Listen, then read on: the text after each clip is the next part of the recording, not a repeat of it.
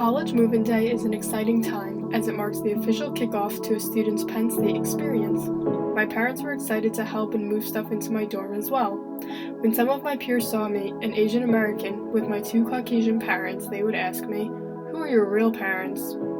As students were already at Penn State moving in, others were still on their way. My friend was Ubering to campus and making small talk with the driver, another Penn State student. The driver asked my friend where he was from. After explaining that he was an international student from India, the driver told my friend, "I would have never guessed you were an international student because you speak excellent English." Did you notice the microaggressions in those two incidents? Microaggressions are statements targeting marginalized groups in overt, sometimes unintentional, or subtle ways.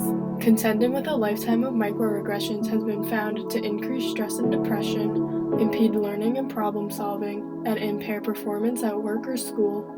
After physiological needs, the most basic need is safety. This not only means physical safety, but emotional and intellectual safety. Individuals should never feel unsafe expressing themselves emotionally or intellectually for fear of microaggressions.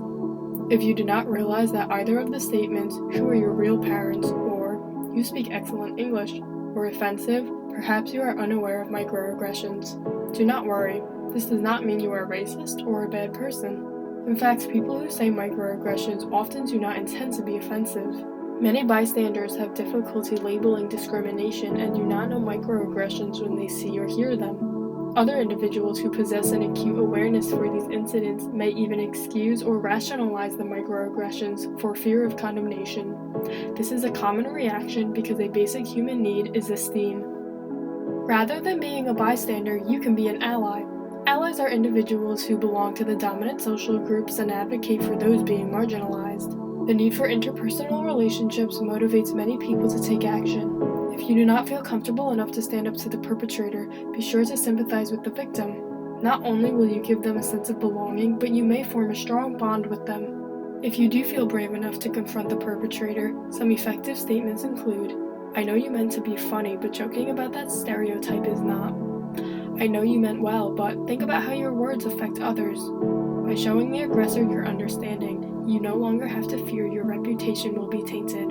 The most common reaction to pointing out microaggressions to the perpetrator is defensiveness and shifting the focus from action to intention. To overcome this, allies should instead focus on the impact rather than the intent. By being an ally, you uphold your esteem, build strong relationships, and create a safer community.